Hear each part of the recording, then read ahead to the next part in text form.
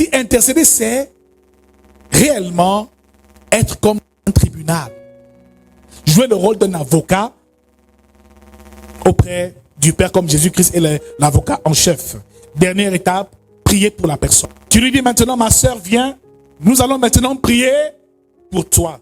Et chacune des paroles que vous allez déclarer seront scellées sur terre comme dans les cieux. Mon frère, ma sœur, l'intercesseur a un pouvoir ou a des pouvoirs. L'intercesseur a des avantages. Et l'un de ses premiers avantages, c'est que l'intercesseur a la capacité d'ouvrir et de fermer le ciel. Tout ce qui lit sur terre est là-haut dans les cieux. Donc quand un intercesseur dit, va, tu es guéri, la guérison s'établit, elle est scellée sur terre et au ciel, parce que c'est le verdict du royaume et qui est déclaré dans la vie de la personne. Elle est libre au nom de Jésus-Christ. Souvenez-vous que dans 1 Roi chapitre 17 au verset 1, la Bible déclare que le prophète Élie a fermé le ciel en Israël pendant 3 ans et 6 mois. Il n'y a pas eu de pluie en Israël, donc l'intercesseur peut dire que la pluie ne tombe pas pendant des mois et il en sera fait selon la parole de sa bouche. L'intercession est l'étape qui mène au prophétique. Un bon intercesseur recevra l'onction prophétique aussi, parce que l'intercesseur est une bouche autorisée de Dieu. Vous voyez que notre pouvoir de l'intercesseur, c'est que l'intercesseur devient un canal. Il parvient à relier le ciel et une personne, à faire descendre le ciel vers toi. Il met en relation l'homme et Dieu. Donc il est un pont, il est un canal par lequel la grâce passe. Ce qui veut dire qu'il est déjà béni. Avant de prier pour toi, la bénédiction le visite d'abord et arrive vers toi par la suite. Il prie pour toi avec un cœur pur et sincère. Et tout cela est lié à sa position. Car l'intercesseur a une position privilégiée auprès de Dieu. Jésus est où? Assis à la droite de Dieu, le Père. Donc, Jésus est proche de Dieu. Le Saint-Esprit est avec Dieu. Ce qui veut dire que l'intercesseur aussi fait partie de la même chaîne. Il est au sommet, ça veut dire qu'il est au sommet de la chaîne. Parce qu'il parle directement avec Dieu et il vient plaider pour les autres. Tu peux chasser les démons, c'est bien. Tu peux parler en langue, c'est bien. Vous pouvez avoir les paroles de révélation, c'est bien. Mais sans l'intercession, tout cela est impossible. Une église qui marche est une église qui a une bonne cellule, une bonne base, des piliers dans l'intercession qui sont établis réellement. Parce que tout se gère par l'intercession.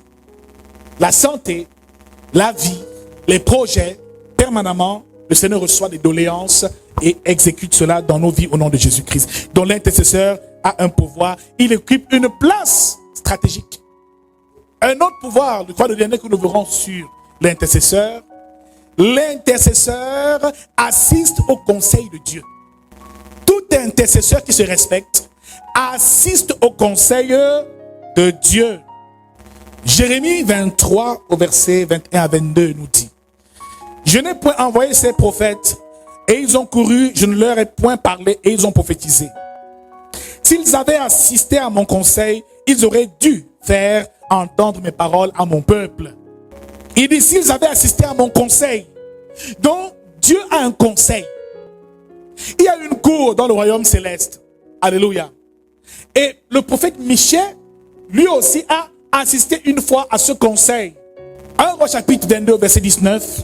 C'est le prophète Michée qui parle et dit: j'ai vu l'Éternel assis sur son trône et toute l'armée des cieux se tenant auprès de lui, à sa droite et à sa gauche. Psaume 82 au verset 1. Dieu se tient dans l'assemblée de Dieu. Il juge au milieu des dieux. Donc, il existe un conseil de Dieu. Une cour où Dieu est assis sur son trône et où il y a des dieux, des esprits, des Elohim. Donc, des personnes peuvent assister à son conseil. C'est dans ce conseil que toutes les décisions importantes sont prises dans le monde, dans la vie des hommes et dans la vie du royaume. Donc celui qui intercède, lorsqu'il est puissant dans l'intercession, il peut assister à ce conseil. Donc rien n'arrive sans que Dieu ne révèle à l'intercesseur. Avant qu'un malheur n'arrive à l'église ou dans une famille, il te prévient d'abord, comme il a prévenu Abraham du mal qu'il voulait faire à Sodome. Il dit, je ne ferai rien sans avoir prévenu mon serviteur Abraham. Donc si tu es intercesseur et tu pries régulièrement pour les autres, avant que les choses n'arrivent, Dieu te préviendra toujours avant. C'est ça, assister au conseil de Dieu. Ce qui veut dire que tu es conscient des décisions, même du monde. Pourquoi est-ce que l'église va mal? Est-ce que Dieu ne vous parle pas dans tes prières? Prie et atteins un niveau où tu dis, Seigneur, fais-moi et donne-moi d'assister à ton conseil. Je veux savoir ce qui se passe par rapport à cette église, par rapport à cette famille, par rapport à cette nation. Mon frère, toute décision prise par le royaume t'est d'abord révélée à toi. Rien de mal n'arrive sans que les choses te soient révélées. Mon frère, il y a un bien. Il y a des avantages à intercéder pour les autres. Ceux qui n'intercèdent pas pour les autres et qui sont égoïstes, ces choses ne peuvent pas leur arriver. Dieu ne peut même pas leur parler parce qu'ils ne pensent qu'à eux. Mais quand tu penses aux autres, Dieu fait que tu sois une solution pour leurs besoins au nom de Jésus-Christ. Donc, ce conseil de Dieu est une cour, est un tribunal. C'est là où le sort des familles se décide. Donc, dans une famille qui depuis des générations, il y a des esprits peut-être de mort prématurée ou alors des esprits de célibat. Pendant qu'on intercède et on plaide en ta faveur, la décision tombe, tu vas te marier. Je déclare que tu te marieras au nom de Jésus. Cette nuit, tu vas recevoir peut-être par les songes une vision nocturne, la révélation de Dieu, et Dieu peut t'amener en esprit découvrir le verdict, autant pour moi, de la cour. C'est ça qu'on appelle assister au conseil de Dieu. Mon frère, je prophétise et je prie pour que nous assistions tous à ce conseil. Qu'aucune décision ne soit prise dans nos vies sans que nous soyons informés avant. L'intercesseur, Dieu prévient l'intercesseur avant toute chose. Alors, avant de terminer, nous allons voir 2 ou 3 qualités d'un intercesseur. Les qualités que tout intercesseur doit avoir.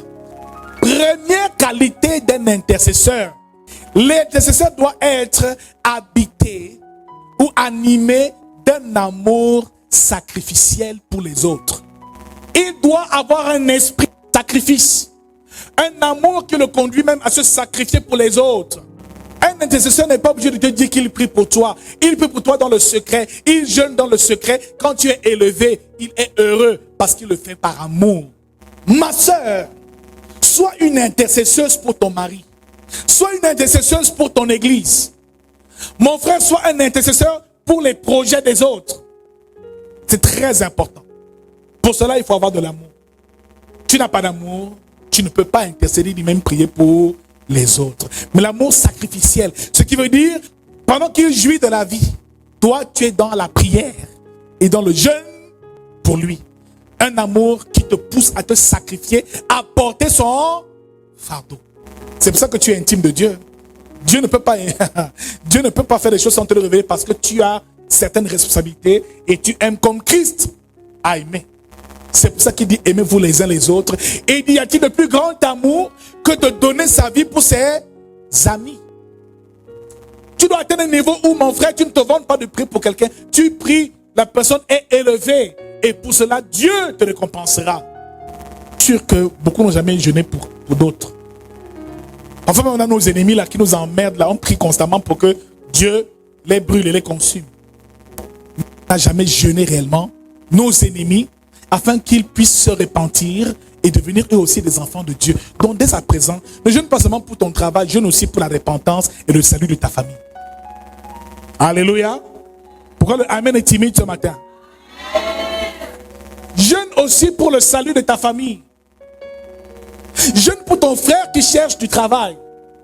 Jeûne parce que tu vois l'église en difficulté. Pourquoi est-ce qu'il y avait du monde et le monde commence à partir? Seigneur, fais quelque chose. Prends un temps de jeûne jusqu'à ce que l'église soit rétablie.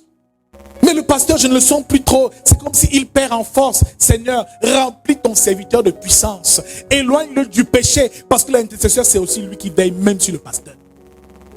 Les intercesseurs, les intercesseuses veillent sur l'église, sur le pasteur, sur tous les ministères qui existent. C'est lui le veilleur. Il est au sommet. Donc celui qui intercède doit payer le prix pour les autres. Avant que le culte ne commence, il est là avant. C'est lui qui prépare la salle, qui prie pour que le monde des ténèbres s'éloigne. C'est lui qui dit, Seigneur, fais descendre ta puissance. C'est lui qui prépare tout. Nous, on vient seulement, on est à l'aise. pourtant ils ont payé un prix. C'est eux qui ont ouvert le ciel. Donc avoir un amour sacrificiel veut dire pouvoir porter le fardeau des autres, veut dire aussi avoir la compassion des âmes. Jésus compatissait. Matthieu 6, verset 36, il compatissait. Jésus s'approchait du peuple. Il vit le peuple languissant et abattu. Il vit le peuple languissant et abattu. Et il dit que c'était comme des brebis sans berger. Jésus compatissait. Il pleurait même quand il voyait les gens mourir.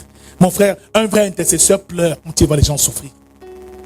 Il a de la compassion. Tout ça est dans l'amour sacrificiel. Il a de la compassion.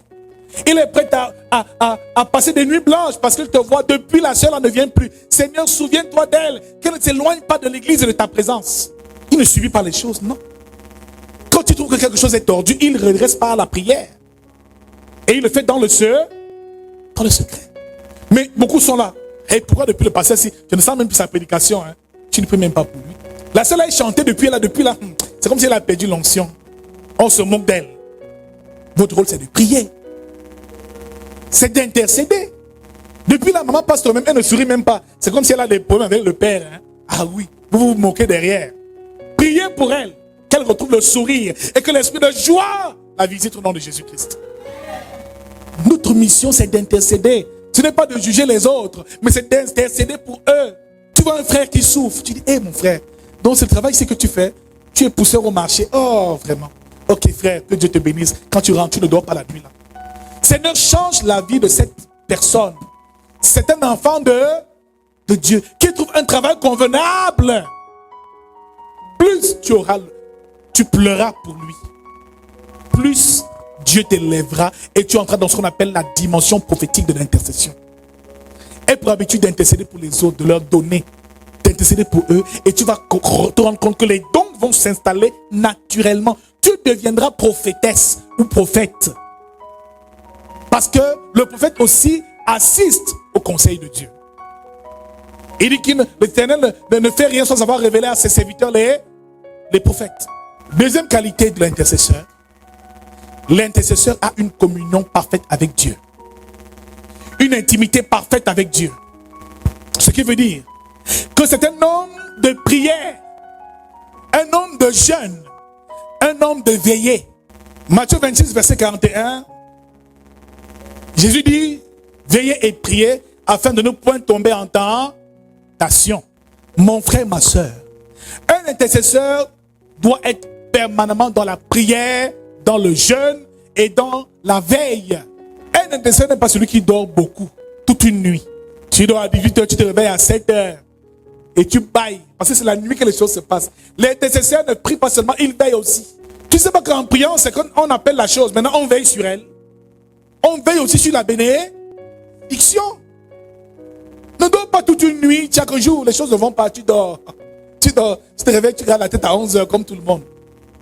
Tu n'es pas en train de veiller. L'intercesseur veille. Et souvenez-vous que Jésus, Matthieu 26, verset 41, un peu plus tôt même, a appelé 3 personnes. Pierre, Jean et Jacques. C'est-à-dire les mêmes disciples qui allaient à la montagne de la transfiguration. Il leur a dit, veillez avec moi, priez. Parce qu'il sentait que les gens allaient venir le chercher, le diable allait se déployer. Il dit, mon âme est triste jusqu'à la mort, résistez un peu, priez avec moi. C'était les 3 intercesseurs avec qui Jésus priait. Il y a un niveau d'intercession où tu peux parler avec n'importe qui.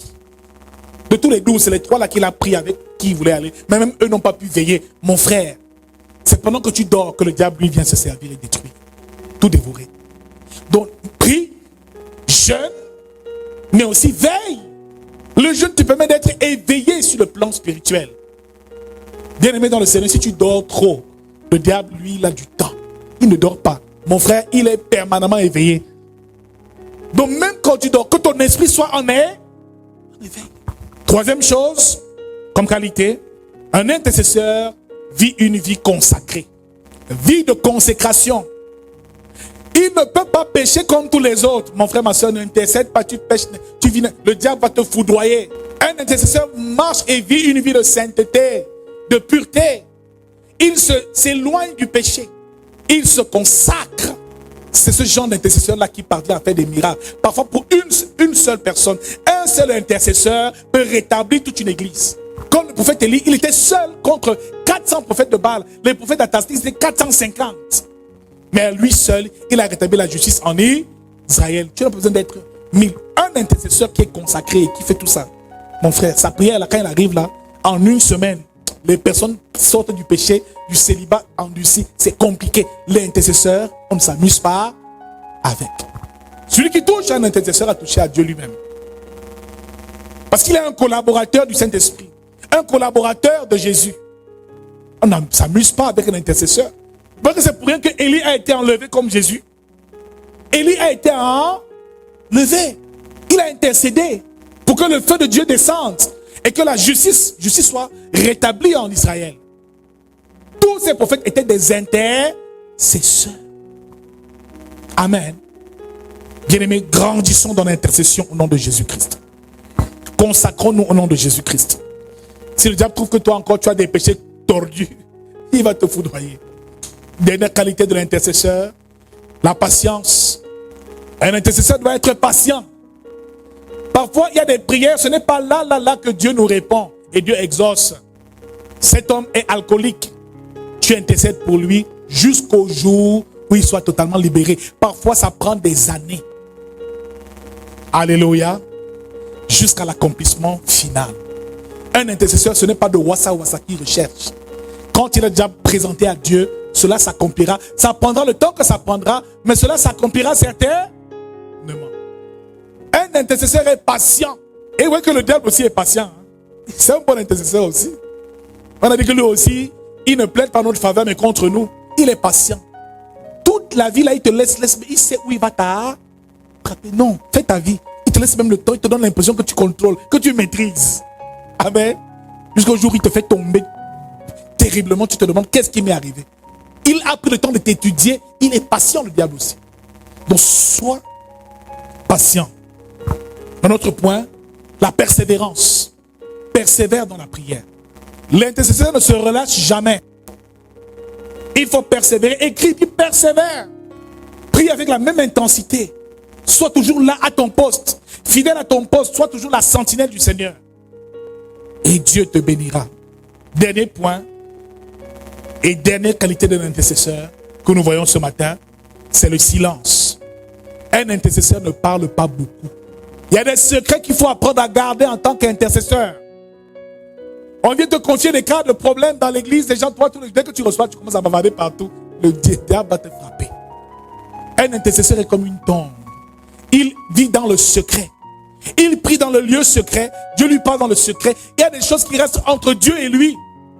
Ce n'est pas quelqu'un qui bavarde beaucoup. Tu es dans un groupe d'intercession, ma soeur. Ne me raconte pas ce qui se passe dans la vie des gens. C'est le meilleur moyen d'attirer la malédiction dans ta vie. Il y a des églises où quand on a confié au groupe d'intercession, ça veut dire que c'est grave, on est fini. Ma vie est dehors. Et la sœur vient au groupe d'intercession, elle vient se plaindre que vraiment, ouais, je suis dans la position depuis des années. Ah bon? Ouais, on va prier pour toi. Dès qu'elle parle, c'est une prostituée. Hein? Ah, c'est une prostituée. Dès qu'elle arrive dimanche, tout le monde la regarde comme ça. Ah, qu'est-ce qui s'est passé? Amen. Donnez-moi un intercesseur ne parle pas beaucoup. Un intercesseur doit être comme une tombe. C'est une qualité essentielle. Ne parle pas de la vie des autres à d'autres personnes. Garde les secrets que les autres te révèlent. C'est le meilleur moyen pour toi d'obtenir des solutions venant de la part de Dieu. Garde les secrets. Alléluia. Si tu as dit à un intercesseur, sache une chose, c'est que ton secret, eh bien, c'est maintenant entre lui et Dieu. Il ne se plaint pas sur la place publique. Et la fille, là, elle a fait 5 avortements. 5 avortements. Ah! Amen. J'ai eu souvent ce cas-là ici, quand on vient me voir au bureau. Et homme de Dieu, j'ai tel problème. J'ai dit, d'accord, on va prier pour toi. Je vais aussi le confier au groupe d'intercession. Au groupe d'intercession, pardon. Papa, non. Beaucoup me disent ça, pardon, papa, non. Pardon. Ne va pas m'afficher, pardon. Je dis, maintenant, c'est le groupe d'intercession. Ils savent que dans nos groupes d'intercession sont des passoires. Des lieux de commérage et de congossa. L'intercession est un lieu de prière. Un lieu spirituel, mon frère, ma soeur. Amen. Qui a été béni ce matin. Alléluia. Qui a été vraiment béni ce matin. Si j'entends mon affaire dehors, tu vas me sentir. Tu dis que tu intercèdes pour nous, pour moi, non, oui. Mais si j'entends mon problème dehors, tu vas me sentir. Et c'est pas tout. Il y a même des femmes de pasteurs qui n'arrivent pas à se taire. Hein.